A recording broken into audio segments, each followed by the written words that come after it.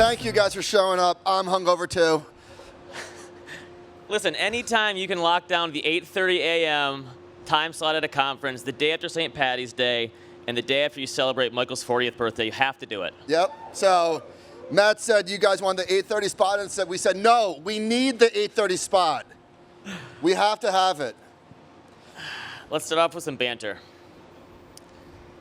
On the way here, we walked through the pool, and I told you I want to talk about this today, and I pointed to the water with the cucumbers in it. Okay. Do we? So I go for a run yesterday, not to brag, and I come back and I'm at the pool and I need some water because it's very hot here in Miami, and the only thing I see is the water with the cucumbers in it. Who is this for? Me. I think it looks better than there's no purpose of putting fruit in the water. No one actually likes the water. If you put a regular water next to the cucumber water, which one gets drank more? The regular water. 9 times out of 10, I think you're right. It's usually a charade just for show. But the water at Lowe's Hotel actually was delightful. There was like a mint and a pink tasting thing. So I'm gonna take the other side of that one. A couple of weeks ago, Ben was on the podcast talking about how there should be a standard hotel room. I think you're onto something. And I forgot to mention this last week, but I was in Chicago at a hotel last week, and I couldn't find the light switch. Like there was I'm looking around. There's no lights on the ceiling, but there's just like a fluorescent light coming out from like the wall area. And I'm looking around, and I just slept with the lights on. I was going to call to the hotel lobby, but a lot of blank stares. That's okay. A lot of blank stares. See, it's better when we're 101. Ben always laughs at my jokes.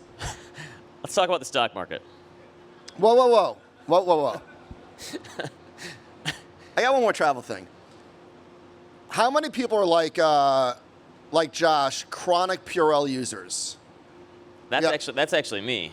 Are you? Well, since I had kids, because kids are just germ factories, so I'm constantly using that stuff on my hands. I guess with germs, I'm like a what doesn't kill you makes you stronger type of guy. I'm not afraid of germs. Germs don't scare me. Until now. So I'm in the airport yesterday, and we're going to the baggage claim, and I see a guy. I'm walking into the bathroom. I see a guy running towards me. So he runs into the bathroom with me. And I'm thinking, all right, this guy's about to have diarrhea. He doesn't. He just pees at the urinal next to me, leaves without washing his hands. And then he runs back to the carousel to get his bag. This whole thing is bizarre, but I can't take my eyes off of him. And as the bags start to come out, nope, that's not my bag. And I'm like, oh, pee-pee hands. This guy is touching multiple, and he's touching like the handle. Like, nope. So now I think I'm a Purell guy. All right, now let's talk about the stock market. What do you got, Ben? Well, you were concerned that the market was going to be crashing this week as we're doing the podcast. No, I wasn't. I didn't want that to happen. It's not like I thought it was going to happen. I was like, oh, guys, I'm telling you it's going to. But it would have sucked. Listen, we all serve our clients, and it would have just been shitty to be here. We had that at the first year of Future Proof. It wasn't fun. We had that was it a 9% inflation print, like one of the highs? And so I was not concerned as in I thought it was going to happen, but I didn't. It would have been a bummer if we're here smiling, having a good time, and the market's just tanking. Who wants that? Someone reminded me. So the day after the election, I said, here's what the market is doing. And remember, it was a big move. And I tweeted this, and someone said, hey, Ben, I'm reminding you of this. So the initial market move right after the election, S&P 500 was up big. Small caps were up big. The dollar was up. Foreign stocks got crushed. Gold went down. And rates went up and bonds went down. And Wait, say that one more time? I'm just kidding. And so I said, something here is an overreaction. I'm just not quite sure yet. But it seems like everything was. Based on what happened now, all of that reversed. The S&P's down, the small caps are getting crushed, the dollar is down, foreign stocks are going crazy, gold is at all-time highs, and rates have come down for bonds. So literally everything that happened the day after the election was an overreaction. So the Mag 7 was down 20% at its worst. Severance is down 24% from season 1 to season 2. I'm still holding out hope that it's going to come back. What's the Ryan Dietrich story here? All right, so we've got charts in the doc, not on the screen, so I'll walk you through them. Ryan tweeted one of the fastest corrections ever. And he looked at what happens 1, 3, 6, 12 months after. And 3 and 6 months, higher 100% of the time. 12 months, 83% of the time. Again, it's only happened 5 times, but Ben, I feel like you've been banging this drum for a while, that everything just happens quicker now. Are we ever going to get like a 10% correction that just sort of, takes its time? I think investors it's the structure of the market now. The information moves faster, the algorithms move faster, and I think if it's like people just want to take their medicine and get it over with and rip the Band-Aid off. I think the market is biased to move higher in this current, the last 15 years, just with the relentless bid and corporate earnings going higher. Like the market has a higher bid, it always does. But when something knocks it off its axis, it happens really quickly. And I think a lot of that has to do with structural issues. Josh and I were talking with Joe Terranova yesterday about the news. News. Greg Zuckerman wrote an article about the hedge funds, Millennium, Citadel, blowing up a little bit. Blowing up. They were down 1.1% for the month. But relatively speaking, for them, that was their worst month in, I think, 6 years. So the de-risking, the degrossing, the whatever happens just really quickly. Yeah, the leverage comes out. I looked at every S&P 500 drawdown since 1950. And I got this cute little table here. Everyone in the audience should see it at some point. There's 39 corrections, so that's one every 2 years or so. But the last time we had 3 bear markets in a decade was the 1960s. Before that, it happened in the 40s. It happened in the 30s, depending on how you count these things. So people are saying, well, could we actually get our 3rd bear market in 5 or 6 years in the 2020s? And because the speed of this stuff, it wouldn't shock me at all if we just, again, have a big overreaction. And I think that's the thing, is the pendulum is just swinging wider and wider these days. So this would be, like I said, this would be the first time we would have 3 bear markets since the 1960s. Not saying it's going to happen, but of course we're going to have one by the end of the decade for sure, right? Are we using like rolling 10 years, or what are we talking about? Fiscal decades? Yeah, just the numbers. All right, so we got a bit of a snapback, which is nice for now. We'll take it.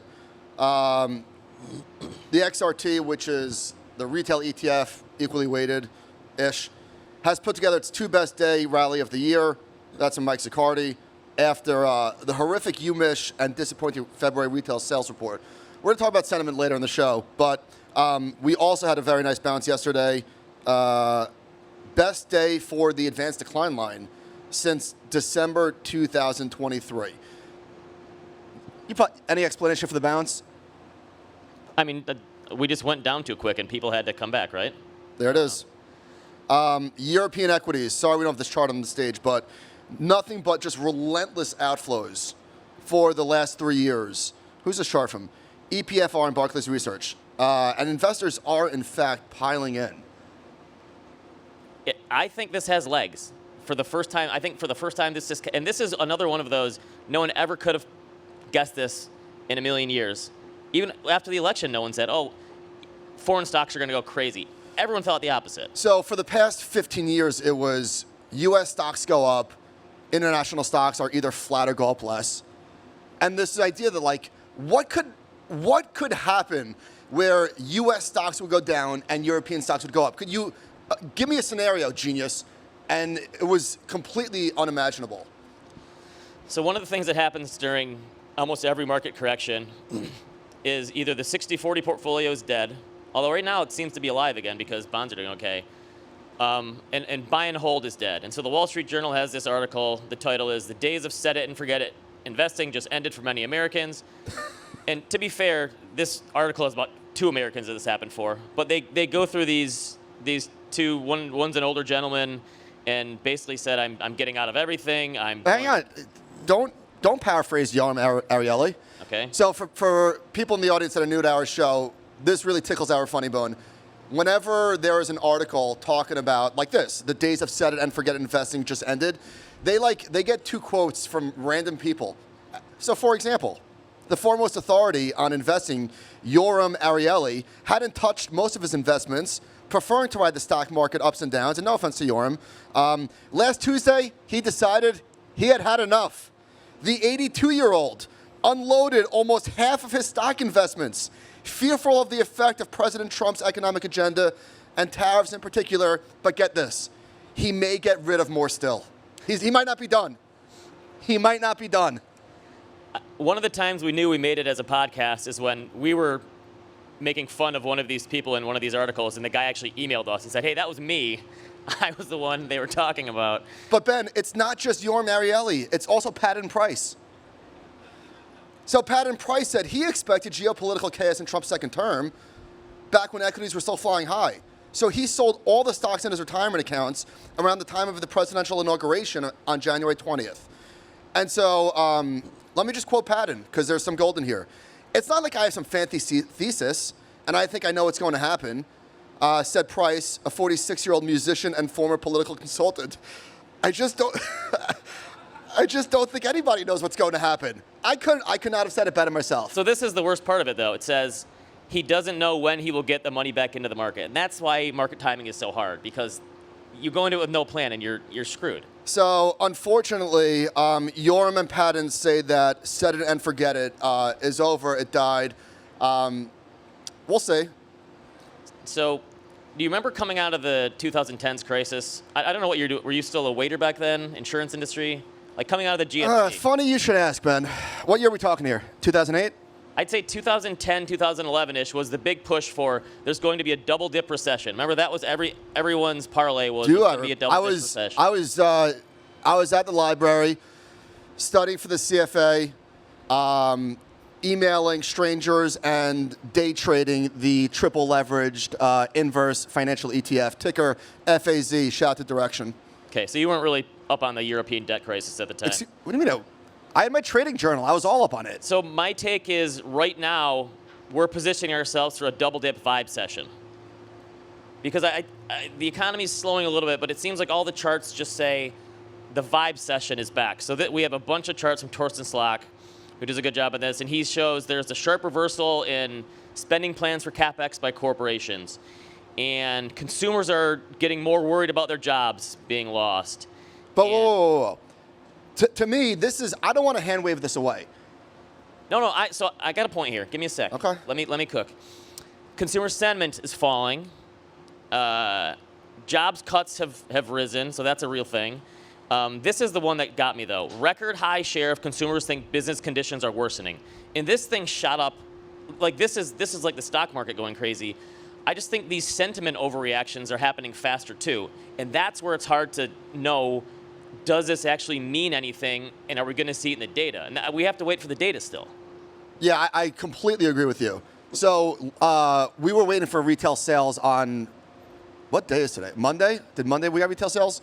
And we were like anxious that it was going to finally show up in the data. Now again, like this just started, so it's early, but I totally agree with you that the sentiment shift and people's spending plans, I think matters, but the data has to confirm it. Because it didn't confirm in 2022. Everyone was so negative on the economy, but they kept spending money. Is that going to happen this time around as well? We will find out, but to me, that's it. Like if people pull back, if corporate CapEx pulls back, we will get a recession. So here's the difference. This is from Neil Dutta at RenMac. He said, expected change in unemployment is the worst since 2008. No one is asking for a raise in this environment. And I think that's the big good for inflation. Unless it turns into deflation, I guess. But people could ask for a raise in 2021 and 2022. The labor market was scorching hot. That's not the case anymore. And so I think that is where the self-fulfilling prophecy thing starts to happen. So if we do go into a recession, Torsten Slok has another chart showing U.S. household balance sheets are in excellent shape. A mild recession? Yeah, it doesn't seem like we're setting ourselves up for a financial crisis. And the good news is a lot of the wounds right now are self-inflicted, right? One of the reasons for the slowdown is government policy. And so can't they reverse it and help if need be? Who knows? But when I say mild recession, I guess what I'm talking about is all recessions suck. But like, when history looks back on whatever we're going to experience, I think it will have been, if anything, a mild recession. 40% chance of a recession? Always. Okay. Where are we going next, Ben? All right. Oh, here's one. Mike Zaccardi. This is from Goldman Sachs. Number of IPOs. So it was 140 in 2020, which is kind of bonkers to think about in 2020 that there was that many IPOs. 260 in 2021, and then just falls off of a cliff. And there was 50 last year. There's been a dozen so far this year. This seems like one of those things that for sure is a sign of never going to happen, or not happening for a while. What do you mean? That the IPO window is going to all of a sudden open and the floodgates are going to go crazy. Like in this environment, I can't imagine that IPOs are going to go crazy. Klarna just filed. So we have a lot of private investment managers here. Does this ever trickle down to where the investors in these funds start getting worried? Like, when am I going to get my money back? I don't know. Don't you think it's happening? I would. I mean, there's been a lot of articles about end investors. A lot more money has gone into private markets than has come out. I guess there's just so much more money there these days that it doesn't matter until it does. I don't know. I got to be honest, Ben. I'm getting a little bit nervous. Not about the market, but about this podcast here. I feel like we underprepared. The dock is a little bit light, ladies and gentlemen. So we're going to do our best to fill in the time. We're not done yet. We're not done just yet, but let's slow it down. We're on cruise control. All right. Okay. So I think I put you on the spot. Here's one. Okay. What do you got? No, but like we look back at this in 5 years, and does this turn into a bear market or recession, or is this just the freak out du jour and we move on? I told you when this started that I don't think we're going to get a bear market. Okay. My opinion hasn't changed, but I'm also like really afraid to say that out loud in front of all you people because like I don't really think. I mean, I think that, but I don't believe it. You know what I mean? Like I actually think that, but I don't really believe my own feelings. I'm always wrong. Take like, you literally not seriously, or yeah, no, but no, I don't think that we're going to have a bear market, and I don't know. We'll find out. All right, switching gears here. We've been talking a lot about the inheritance thing, and last week I made the point that millennials shouldn't count on the inheritance because they're not going to get it until they're like 65 years old. People are just living longer, and they're probably not going to get it when they need it to help them. Here's a new report from Bank of America showing that women will be the big benefits of the wealth transfer. So this is, I feel like the estimated number is different every time you read it. They say 124 trillion by 2048, 80% of which is going to go to women. How do they figure that? Because women live longer than men. So most of that money is going to trickle down to women. So they say that could drive growth in women's sports, refashion the travel industry, and narrow long-term gaps in healthcare provisions. This is from a Bank of America report saying women will control more money than ever before. And is this something that the wealth management industry is ready for, prepared for? The wealth transfer? No, not the wealth transfer, just the fact that women households are going to be controlling more money. I'm saying from a relationship advice side of things. You don't know where I'm going at here? I don't know if I'm qualified to talk about. Is the wealth management industry equipped to handle the wealth transfer to that might go? Yeah, I think so. I don't see genders. I think we're equipped. I don't know. Can we talk about your hat real quick? Please.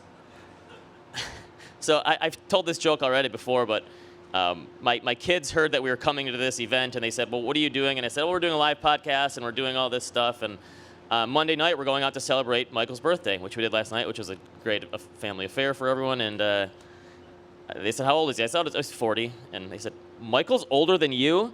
When you put that hat on, you look like you're 80 years old, my friend. You look like you've already, I mean, you might as well just go on the beach and get the leather tan and start looking get the metal detector on the beach. That's a retiree hat right there. I'll take it. Thank you. Okay. All right, hang on. I have a real estate thing. Okay. So we were in the hotel bar yesterday having lunch, maybe sipping on Miami Vice, as one is wont to do in Miami. And there was a mortgage industry, the top 50 mortgage brokers in Miami. They all posed for a picture. And I was just kind of thinking, how are they even celebrating in this environment? Like, there's no activity, there's nothing to do. I talked to a friend recently who has been a realtor for 12 years and said he finally just had to take a job in sales for something else because there's literally no activity anywhere going on in the industry. does that actually, if there's a slowdown and mortgage rates go from 7 to 5, does that help the real estate industry at all? Yes. Don't you think? There has to be a lot of pent-up demand. Well, it's like a push and pull. For So I guess what you're saying is, if there's a recession that drags rates lower, is that also going to kill housing activity because people are not spending money, afraid of losing their jobs? I don't think so. I think there's such a backlog of people, 35 to 30, whatever, 40, that need to get into a house. First-time home buyers. There's still so many of them. So I don't think so. So this is also where the sentiment piece comes in, because my whole thesis has been there's $35 trillion in home equity just sitting there. And people can't use all of that, obviously, but I think the number is like 15 to 20 of it is money that people could take out and use for something if they wanted to, for home equity line of credit or cash out refinance. And will the sentiment of the environment allow that if it's happening because of a slowdown? Will people tap that equity and use it or not? Why wouldn't they? Because it'd be harder to pay back? Yeah, I guess, worried about taking on debt in a slowing economy. Yeah, I don't know. Good question. But I do think that the consumer balance sheet and the potential for the real estate industry to be like the counterbalance actually is another reason why, to your point, if we got a recession, it would probably be a mild one. Yeah. All right. I want to talk about email etiquette for a second. I haven't done this in a while on the show, but a couple of years ago, I sent, and this is filler, by the way, I sent an email. What happened? I sent an email to somebody. Oh, somebody sent me an email, and I forgot to respond to them probably for about a week. And I apologized because I do the right thing. I said, I'm sorry I dropped the ball on this. Would love to talk next Thursday, Friday at these times. This person responded a week later and said, now it's my turn to drop the ball, ... Can you talk, whatever. And there was a debate amongst our audience. I think you were in nothing wrong with that, right? She's just being funny, right? Yeah. She was not being funny. She was being very rude. And my suspicion was confirmed because on the call, her body, it didn't go well. She was being very rude. I had another run-in with a weird email etiquette last week. Here it is. Okay, I documented this. 8:44, I get a LinkedIn message. At 9:14, I promptly respond. That's how you do it. Less than 30 minutes? Come on. Sure, shoot me an email. 11:22.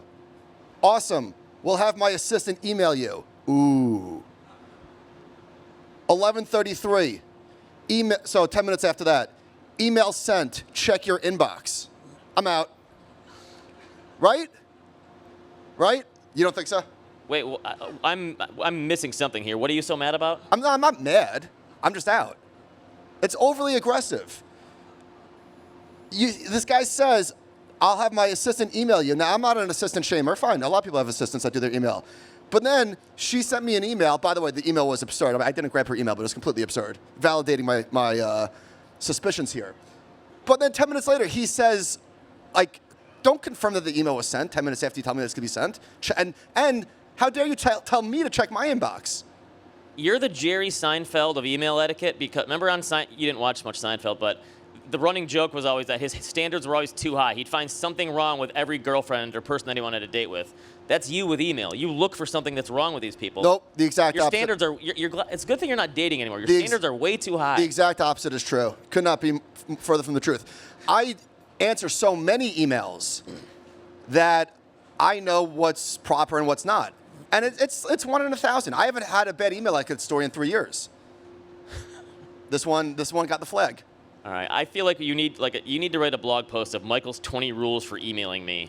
All right. I got a survey of the week here. Okay. Back to our sentiment stuff. This is from CNBC poll. Would you say the current state of the economy is excellent or good? Number of people, and they break it out by Democrats, Independents, and Republicans. And this is going from October 2024 to March 2025. The only options are excellent or good? Yes, the number of people that say the economy is excellent or good. Got it. So in October, right before the election, 50% of Democrats said it was good or excellent. Now that's down to 10%. For Republicans, it was like 3% before. Now it's up to 25%. But independents went down from 20% to 10%. And so I think that's the one that you look for, I guess, I think you throw out the two left or right because that's obviously telling you nothing. It's just who's in office.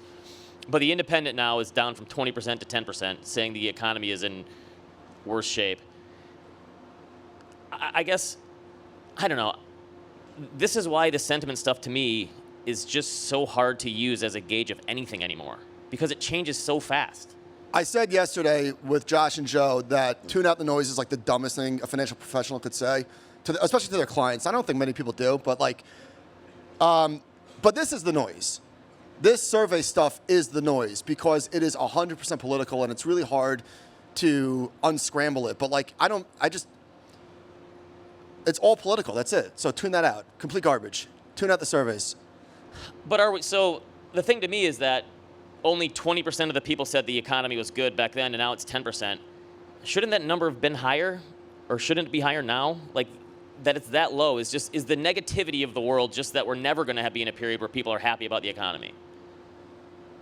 Remember we showed a bunch of charts from a survey that people the opinions were so extreme that people thought that the job market was worse in 2022 than it was in 2008. I think people are more naive than ever, and it's not their fault. They're just overloaded with bullshit information at all times. So I just disregard all of it.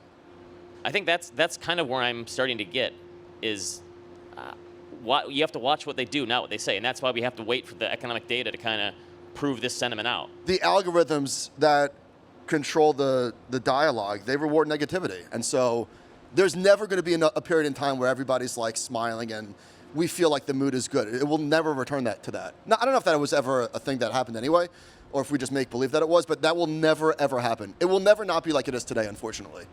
I think it'll ebb and flow, and sometimes it'll get more loud and violent, but it's never going to be like Kumbaya. But I feel like if you look at the responses to these surveys and how negative they are, and then you go and talk to actual people, right?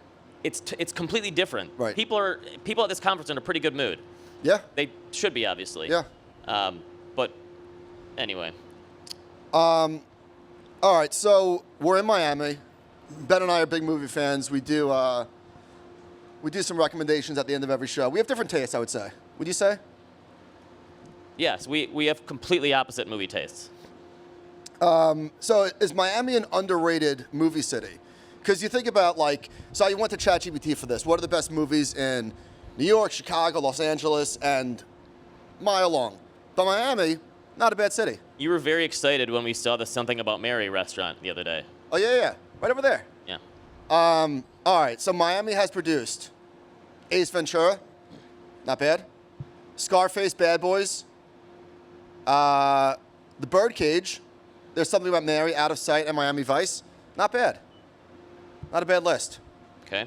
That's it? Okay. Ben, as we come to a close, what have you been reading, listening, and watching? So the entertainment options on my flight were down, so I brought my Kindle with me, and I've been reading the new Lorne Michaels book by Susan Morrison, and I've always been a big SNL guy, and the structure of the book, it almost reads like a management book. So I think that there's a lot of business implications from the way Lorne Michaels manages, and they talk about how he manages talent, and he's dealing with very volatile talent, obviously, people who want to be stars, but they all look to him. And so it's actually a pretty good business book for how he manages through the chaos of these big personalities and a lot of stuff going on and things never working out. And it's a really good book. I highly recommend it. It's just called Lorne. That's it? That's it. That's all I got. Has anybody, I know we've been at the conference, but has anybody seen the newest episode of White Lotus? Show of hands. This guy. Okay, couple. Amazing, right? All right, everybody else is in for a treat when they get to it. Daredevil? Nah, I won't say Daredevil. There's a new show on Apple TV, Dope Thief. Here's the premise. Let me see head nods or just blank responses. We'll gauge this one out. Two guys. They pretend to be DEA agents, but they're not. They do some drug busts until they bust the wrong guys. What do we think? It's really good. Big thumbs up, Big John. Thank you. All right. Oh wait, so you put this thing in here of the best movies in the city. So what was you asked me? What's the best movie city? And you never gave me an answer. Los Angeles. Okay. Is that? Wait, hold on. What was that? Atlanta. What That's movies where take that's place- where they film a lot. No, of no, the no, no. movies. It wasn't like. But what movies take place in the city of Atlanta that like you know it's in Atlanta? Well, no. The real answer is movies are better in Europe than they are in America, because the car chases are better over there. The sights are better, That's right? okay. It's European. Better's a stretch, but shout out to Europe. Good movies. Okay, that's it for the show. Thank you, everybody, for coming to Miami and watching us. We appreciate it. 8:30 showing up after St. Patty's Day. Let's go. Thank you, everybody. Animal Spirits at thecompoundnews.com. Personal emails, personal responses. Ladies and gentlemen, one more round of applause for Michael and Ben.